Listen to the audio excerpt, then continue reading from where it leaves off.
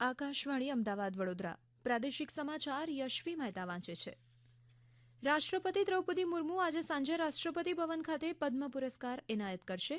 શ્રીમતી મુર્મુ પૂર્વ ઉપરાષ્ટ્રપતિ એમ વેંકૈયા નાયડુ અને ભરતનાટ્યમ નૃત્યાંગના ડોક્ટર પદ્મા સુબ્રમણ્યમને પદ્મ વિભૂષણ અર્પણ કરશે.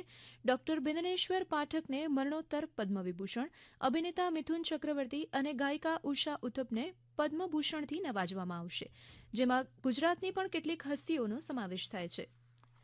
રાજ્યની 26 લોકસભાની બેઠક અને વિધાનસભાની ખાલી પડેલી 5 બેઠક માટે આજે બપોરે 3 વાગ્યા સુધી ઉમેદવારીપત્ર પરત ખેંચી શકાશે. આજે મોડી સાંજે ગુજરાતનું ચૂંટણી ચિત્ર સ્પષ્ટ થઈ જશે. અત્રે ઉલ્લેખનીય છે કે ગુજરાતની 26 લોકસભાની બેઠક માટે 328 ઉમેદવાર અને વિધાનસભાની પેટાચૂંટણી માટે 27 ઉમેદવારના ઉમેદવારીપત્ર ચકાસણી બાદ માન્ય ઠર્યા હતા. ગાંધીનગર લોકસભા બેઠક પર સૌથી વધુ 30 ઉમેદવાર, જ્યારે બારડોલી લોકસભા બેઠક પર સૌથી ઓછા 3 ઉમેદવારના ઉમેદવારીપત્ર માન્ય ઠર્યા છે. લોકસભાની સામાન્ય ચૂંટણી બેઠક માટે ગુજરાતની 26 બેઠક માટે 433 ઉમેદવારોએ ઉમેદવારીપત્ર ભર્યું હતું અને વિધાનસભાની 5 બેઠક માટે 37 ઉમેદવારોએ ઉમેદવારીપત્ર ભર્યા હતા. મુખ્યમંત્રી ભૂપેન્દ્ર પટેલ આજે કચ્છની મુલાકાતે છે. ભૂપેન્દ્ર પટેલે કચ્છની દેશદેવીમાં આશાપુરાના દર્શન કર્યા હતા. માતાના મઢ ખાતે મુખ્યપ્રધાને માતા આશાપુરાના ચરણોમાં શીશ ઝુકાવ્યું હતું. તેમના કાર્યકાળમાં પ્રથમ વખત માતાના મઢે પહોંચેલા મુખ્યમંત્રીએ સાડી, ફૂલહાર, તલવાર અને પ્રસાદ માતાજીને અર્પણ કર્યા હતા. તેમણે પૂજન અર્ચન કર્યા બાદ રાજ્યની શાંતિ અને સલામતી માટે પ્રાર્થના કરી હતી. તેમણે કચ્છ લોકસભા બેઠકના ભાજપના ઉમેદવાર વિનોદ ચાવડાના સમર્થનમાં નખત્રાણા ખાતે જાહેર સભાને સંબોધી હતી. તેમણે કહ્યું કે ભાજપ સરકારના વિકાસ કાર્યનું ભાથું ગુજરાતની 26 બેઠક પર ભાજપને વિજય અપાવશે. સભા બાદ કચ્છ લોકસભા બેઠકના ભાજપના ઉમેદવાર વિનોદ ચાવડાના અબડાસા વિધાનસભા વિસ્તારમાં ચૂંટણી કાર્યાલયને મુખ્યમંત્રીએ ખુલ્લું મૂક્યું હતું. કચ્છમાં લોકસભા ચૂંટણીની સત્તાવાર તારીખ જાહેર થયા બાદ જાહેરનામાની પ્રસિદ્ધિ સાથે ચૂંટણીલક્ષી ધમધમાટ વધુ વેગવાન બન્યો છે.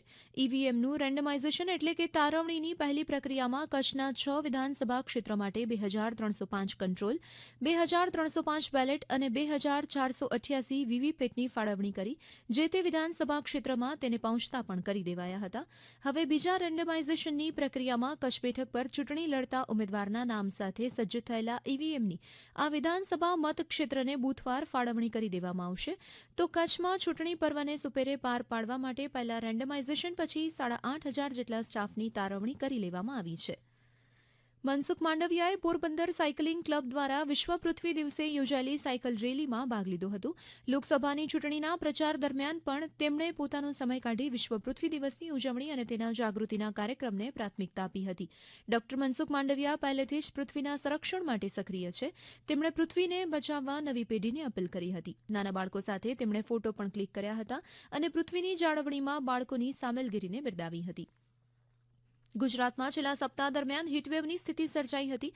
તેમાં ધીમે ધીમે રાહત મળી રહી છે. છેલ્લા 3 દિવસથી ગરમીનો પારો સતત નીચે જઈ રહ્યો છે. ત્યારે હવામાન વિભાગ દ્વારા જાહેર થયેલા તાપમાનના આંકડા અનુસાર સૌથી વધુ તાપમાન આણંદમાં 40.1 ડિગ્રી નોંધાયું છે. ત્યારબાદ ભાવનગરમાં 39, વલસાડમાં 38.4, અમરેલીમાં 38.2 ડિગ્રી તાપમાન નોંધાયું હતું. અમદાવાદ અને રાજકોટમાં 37.7 ડિગ્રી તાપમાન નોંધાયું છે. તો આ સાથે જ રાજ્યમાં પડી રહેલી કાળઝાળ ગરમી વચ્ચે ડાંગ જિલ્લામાં આજે સવારે કમોસમી વરસાદનું ઝાપટું પડ્યું હતું. હવામાન ખાતાએ કરેલી આગાહી પ્રમાણે આજે સવારથી ડાંગ જિલ્લામાં વાદળછાયું વાતાવરણ રહ્યું હતું. ડાંગના મુખ્ય મથક આહવા ખાતે વરસાદ વરસ્યો હતો.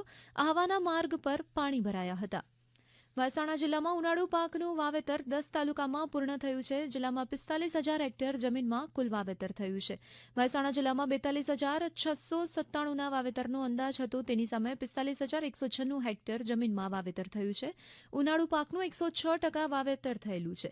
બાજરીનું 11,778, 1,289 હેક્ટર જમીનમાં મગફળીનું, 27,367માં ઘાસચારા, જ્યારે શાકભાજીનું 4,125 હેક્ટરમાં વાવેતર થયું છે. કચ્છના વન વિસ્તારમાં જુદા જુદા પ્રકારની વનસ્પતિ અને ઔષધીય ગુણ ધરાવતા ફળ ઋતુ પ્રમાણે પાકતા હોય છે. આ વખતે વન્ય વિસ્તારમાં રસાળ ગુંદા મોટા પ્રમાણમાં થયા છે. ગ્રામીણ વિસ્તારમાં મહિલાઓ વગડામાંથી ગુંદા વીણીને તેનું અથાણું બનાવે છે, તો અનેક વર્ગ તેનું વેચાણ પણ કરીને આવક મેળવે છે. વિવિધ ઔષધીય ગુણ ધરાવતા ગુંદાનો નાના જીવજંતુ, મધમાખી તેમજ વીંછીના ડંખ પર છાલનો લેપ લગાવવાથી તેના ફાયદા થતું હોવાનું ગામડાના લોકોનું કહેવું છે. આ સાથે જ આકાશવાણીના અમદાવાદ વડોદરા કેન્દ્ર પરથી પ્રાદેશિક સમાચાર પૂરા થયા. વધુ સમાચાર આપ અમારી વેબસાઇટ newsonair.gov.in/ગુજરાતી પર વાંચી શકશો.